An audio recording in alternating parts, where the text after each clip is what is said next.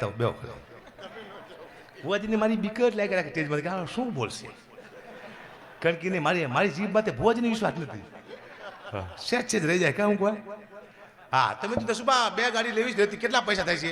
મને કે પૈસા તારે પાસે નથી લેવાના, 2 ગાડી રેતી આવી જાય જા તમ તારે. પછી મેં બીજી વાર ફોન કર્યો, બધું કપચી લાવવાની સુબા ક્યાં મળશે? મને કે કપચીનું હું જ કરું છું, બધું 1 ગાડી લેવી છે, કેટલા પૈસા થાય છે? મને કે પૈસા નથી લેવાના કપચીના, 1 ગાડી કપચી આવી જાય છે.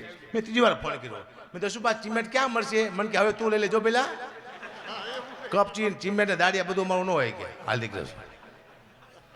બાપુ મારો જન્મ થયો ને એટલે એક બેન હતા, મારા બાપુને વધામણી દેવા આવ્યા. ખૂબા જેલમાં છે. બાપુ જેલમાં તો એટલો કારો હતો હું ક્લબના બહાર, મને જે રમવા લઈ જાય પછી મૂકવા નહોતા આવતા. અત્યારે એટલો વિચાર કેટલો કારો હોય વિચાર તો કરો તમે ખાલી. મારું બાળપણ તમે જો ને તમને બીક લાગે, સારી વરી જઈને પરસ્યો પરસ્યો, મને જ બીક લાગે ને વાત કરું તો. આ તો મોગલમાંની દયા છે, કલાકાર થઈ ગયો, સારા કપડાં પહેરતો થયો ને કે હું તો બહુ ખરાબ લાગતો ભાઈ. પૂછો તમે હતા યા પર ગા તો મારું જન્મ થયો એટલે એક બેન આવ્યા મારા બાપુજી પાસે કે ચંદુભા તમારા ઘરે દીકરાનો જન્મ થયો. મારા બાપુ કે શું બોલ્યા બેન? કે ચંદુભા તમારા ઘરે દીકરાનો જન્મ થયો. એ કે સારું કર્યું, ગામમાં એક દાડિયો વૈધો. મારા બાપુએ આવું કીધું, દાડિયો કીધું. પછી હું મારા બાપુને જોક નોકો શું કરું, હું દુનિયાનો પહેલો દીકરો છું આખા વિશ્વનો, કે રોજ મારા બાપને યાદ કરું છું. મરી જાય પછી બાપને કોઈ યાદ નથી કરતું, કરે 15 દિવસ મહિને 2 મહિને હું રોજ યાદ કરું છું. અને મારી વાજરી ઉપર બેઠા જઈશ, આવે એટલે વાર છે. હું ઉપર જઈશ, મને ખબર છે હું મરી જઈશ ઉપર જઈશ, મારા બાપુ જઈશ ઉપર, મને કહે છે આવો બેટા બધ ભરવા છું. બાપુજી ઉભા રહો, બધ ન ભરી એક પ્રશ્નનો જવાબ આપો કે બોલો બેટા તમે નીચે 700 વીઘા જમીન તળિયા ઝાટક કરી નાખી? બાપુ ભલે ભલે રાજી થઈ, પણ તમે કર્યું શું? શ્રીખંડ ખાધો કે નહીં? કેરીનો રસ કે નહીં? કોઈ બેર બારમાં ગયા હતા કે નહીં? સારી હોટલમાં અંબરીમાં કે ના? તો મરચાં રોટલામાં બાપુ ઠપકા દીધું? તમે જીવનમાં કંઈ કર્યું જ નહીં? પછી બધ ભરશું બાપુ. Okay Bapu thank you. અઘરું છે આ બધું. એટલે હું જોક્સ એટલા માટે કહું છું કે આ દુનિયામાંથી હું વયો છું તો દુનિયા એકવાર યાદ કરે કે હગાબા ઘડવી હતો, આનંદ કરાવતો. મારો ઈરાદો કોઈ છે જ નહીં બાપુ. આ સ્ટેજમાંથી મેં કોઈ સમાજને ટાર્ગેટ કરી હજી બોલ્યો નથી કે કોઈ સમાજને ટાર્ગેટ કરી. બસ મને મજા આવે તો બોલને, આ કલાકાર ન બોલે એ મારો દાયજ ન હોય કલાકાર માટે. મને પ્રેમ આવ્યો મગજમાં આવ્યો તો બોલ નાખ્યું, મુદ્દો આ હોય. એક ભાઈ મને કે હકુબા તમારી લુક બહુ સારી છે, લુક ભૂખમાંથી આવી છે. અને જે વસ્તુ ભૂખમાંથી આવે છે ભૂખા કાઢી નાખી યાદ રાખજો. આ સ્ટેજ માથે લગભગ લોકો ભૂખમાંથી આવી છે, હું કહું છું કહેતા નથી. અહીંયા ચડવા માટે ભૂખની જરૂર છે સાહેબ, કે ચડી જ ન શકો. અને દુઃખ હોય ને તો તમે કલાકાર થઈ શકો. સુખી માણસ કલાકાર નથી શકતો. અતિ સુખી હોય ને નથી શકતો. થોડી સિરિયસ થઈ ગયા નહીં થઈ શકતો. વાહ, એટલે મજા આવે છે સ્ટેજમાંથી. અને હું વિચાર કરતો હોઈશું કે આરું એવું તો શું છે. મેં વિચાર કર્યો બાપુ કલાકાર થઈશ જીવનમાં, ઘડવી શું, ચાનો દીકરો શું, મને બોલતા આવડે કલાકાર. પણ અહીંયા સુધી પહોંચી છે મેં વિચાર્યું નથી કર્યો કે આટલો પહોંચી છે. જો આ કેમેરાવાળા છે, એક છોકરાની આંખ ફૂટી ગઈ ને બાપા રોતા હતા. હવે મારા દીકરાને શું ધંધો કરાવીશ, એક આંખ ફૂટી ગઈ. એક ભાઈ કે વિડીયો કેસેટું કરી નાખું, આમ ભાઈ દીકરા ધંધો એટલે રાખશે. એક આંખ જોઈ જાઓ સીતારામ સાહેબ, આવા ધંધા કરાય એક આંખના. હા 2 આંખની જરૂર જ નથી. થેન્ક યુ વિદ્યાવાળાઓ. હા વાહ, બસ બીજું કઈ ભાઈ ટાઈમ થઈ ગયો.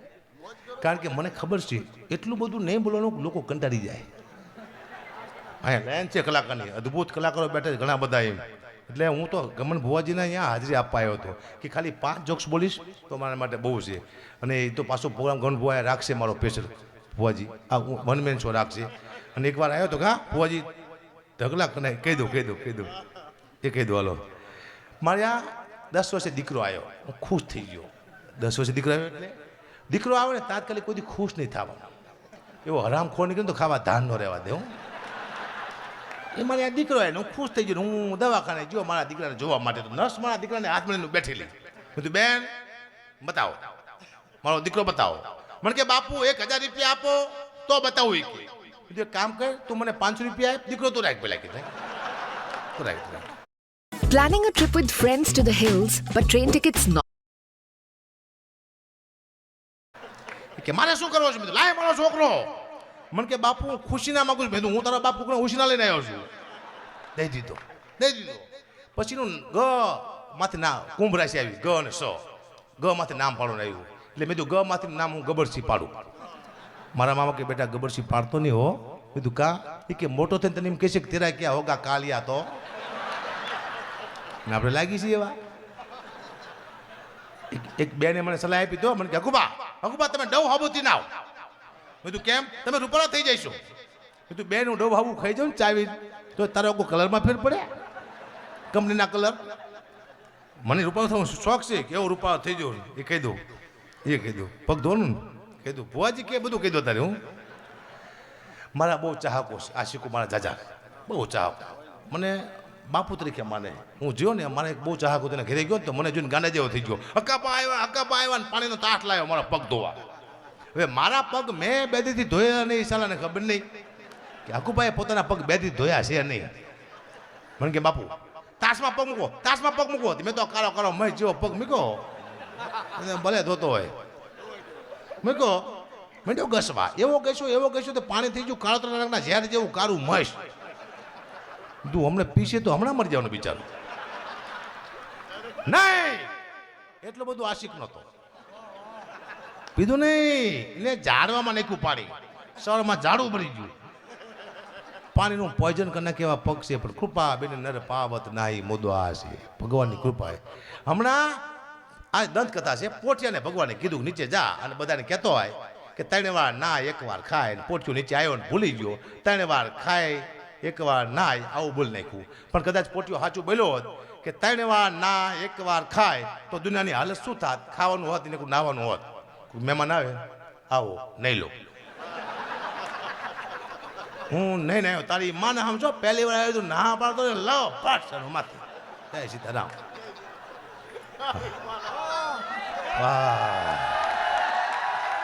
પછી અન્ન ક્ષેત્રનો સ્નાન ક્ષેત્ર હોત. બાપુને આશ્રમ તમે જાઓ અન્ન ક્ષેત્ર ચાલે બાપુનો 24 કલાક. હજારો માણસ જમણવા લે છે. પણ અન્ન હોત તો સ્નાન ક્ષેત્ર તલાવ ભર્યો મોટું. પછી એમનો કે ધક્કાપા હાલો ખાવા હાલો નાવા કૂદકો બાળ સીધા તલાવમાં. પછી કોઈ મોટો માણા હોય એનું મોટું નામ હોય. ગમન ભુવા જેવો મોટો માણા હોય તો કે ભાઈ ગમન ભુવાની વાત ન થાય સાહેબ.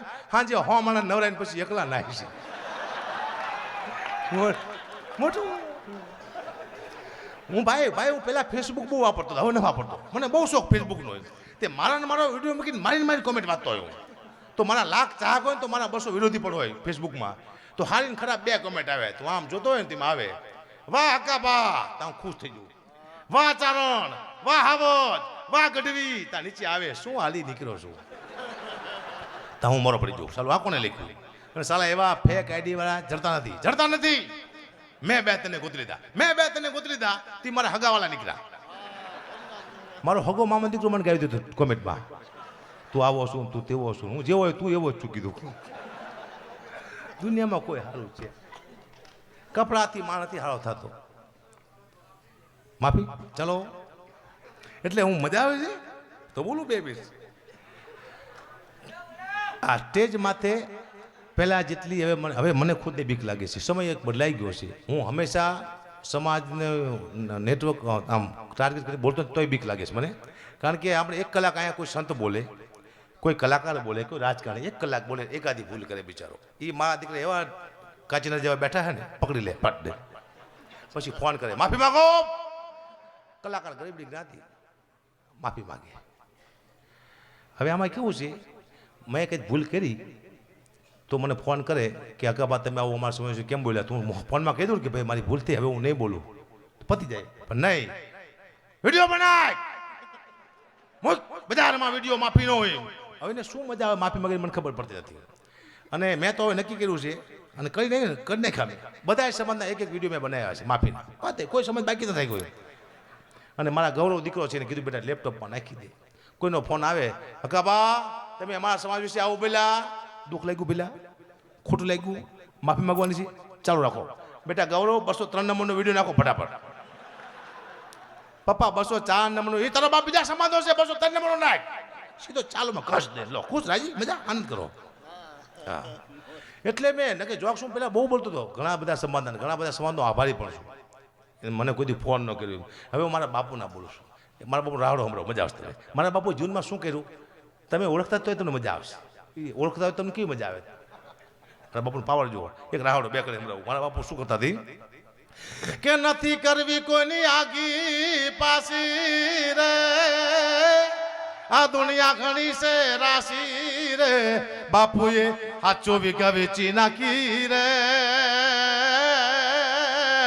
ઈ બાપુ મારા બાપુની રીતે રે, ઈ બાપુ મારા બાપુની રીતે રે, ઠેલા ટીંગાડતા ખીતે રે, થોડા બહોત રોજ પીતે રે, જુગારમાં કોઈ દી નો જીતે રે.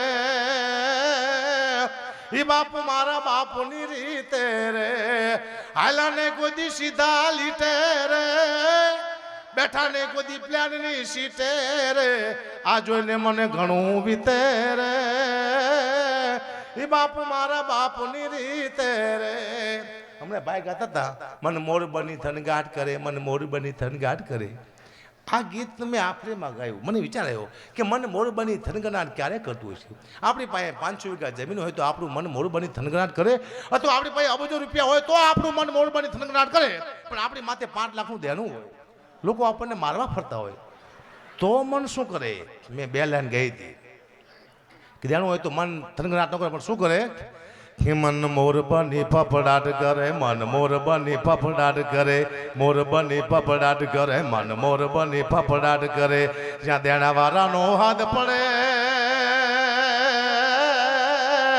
તા તો મન મોર બની ફફડાટ કરે.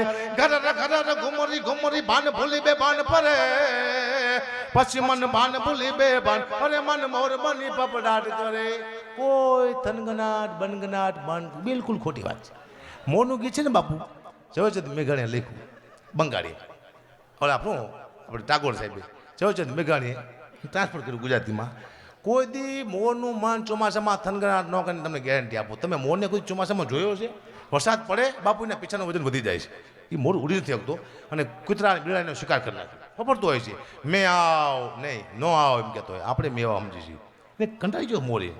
ખોટી વાત છે. હું તો ક્યારે મન થનગાટ, મારું મન ક્યારે થનગાટ કરે ખબર છે? જેથી આ દેશમાં કતલખાના બંધ થઈ જાય ત્યારે, ત્યાં સુધી મન થનગાટ નહીં કરે. હા, બેન દીકરીની આબરૂ શરમમાં થઈ જાય ત્યારે મન થનગાટ કરે.